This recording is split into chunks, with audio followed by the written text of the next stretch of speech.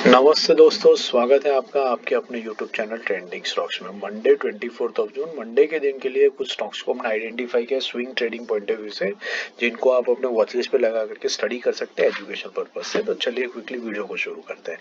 पहला स्टॉक जो हमने आइडेंटिफाई किया है वो है एलेम्बिक फार्मास्यूटिकल्स। तो ये हमने क्यों सिलेक्ट किया वो देख लेते हैं वीकली टाइम फ्रेम के ऊपर। तो आप देख सकते हैं कि यहाँ से ये स्टॉक एक ट्रेंडिंग स्टॉक की तरह रहा है और ये स्टॉक ने ऑलमोस्ट यहाँ से पकड़ लीजिए आप ये टाइम से जून 23 से ये स्टॉक कभी भी अपने 50 वीक मूविंग एवरेज के ऊपर आया ही नहीं है। ये जून 23 में आया था, उसके बाद में ये स्टॉक कभी भी अपने 50 वीक मूविंग एवरेज पे नहीं आया। अभी इलेक्शन वाले वीक में आया और उसके बाद अभी वापस इस लेवल पर आकर के कंसोलिडेट कर रहा है। अब देख सकते हैं येलो लाइन और ब्लैक लाइन के बीच का जो गैप है वो भी कम हो रहा है, जैसे वो गैप यहाँ पर कम हुआ था इस पर्टिकुलर स्टेज के ऊपर। और फिर इसके बाद आप देख सकते हैं कि किस तरीके से स्टॉक ने ऊपर की तरफ एक मूवमेंट दिखा है। ऐसा एग्जैक्ट कंसोलिडेशन आपको यहाँ पर भी होता हुआ दिख रहा है और उसी पैटर्न को कंटिन्यूएशन में हम देख सकते हैं कि स्टॉक इस तरीके से आगे ऊपर जा सकता है। तो हम क्या करेंगे, इस स्टॉक को इसका जो 50 वीक मूविंग एवरेज है ब्लैक लाइन जो लेवल है 860.87 पर, उसके ऊपर बाई करने की कोशिश करेंगे और वहां पर एंट्री करके हम इसको वॉच लिस्ट पे लगाएंगे और देखेंगे कि ये स्टॉक 5% का टारगेट ऊपर की तरफ हमें कब तक अचीव करके दे सकता है। तो इसके लेवल्स नोट कर लीजिए। 860 50 वीक मूविंग एवरेज जो इसका है 860 से लेकर के 868 के बीच में इसमें एंट्री करने के मौके ढूंढेंगे हम।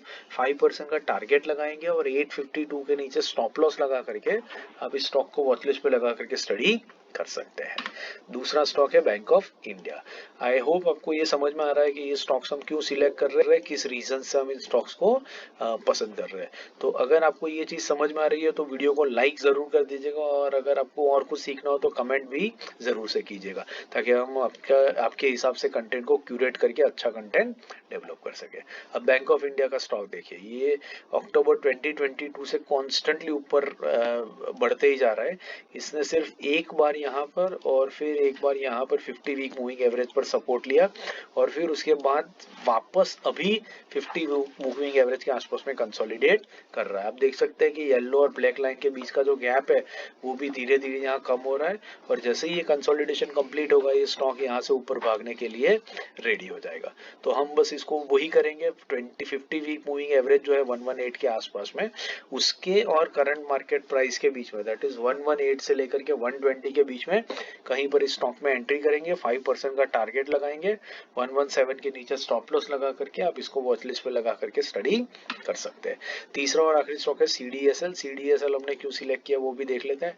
देखिए ये परफेक्टली ट्रेंडिंग स्टॉक है, कंसोलिडेशन रिसेंटली इसने कंप्लीट किया, फिर ऊपर भाग रहा है और अभी ये सिर्फ अपने 20 वीक मूविंग एवरेज के ऊपर ही आकर के भाग रहा है। देखिए ये उसका 50 वीक को तो ये टेस्ट ही नहीं कर रहा है।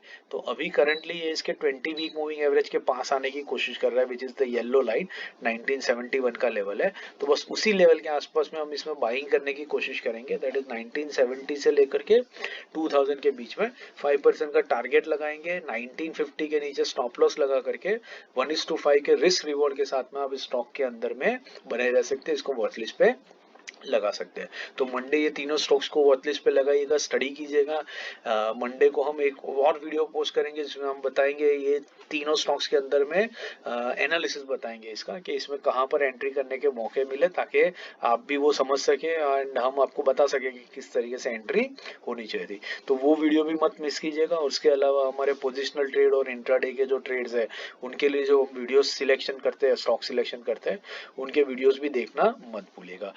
वीडियो को लाइक शेयर और सब्सक्राइब करते रहिएगा, दोस्तों के साथ भी शेयर कीजिएगा। Thank you and have a great trading week ahead.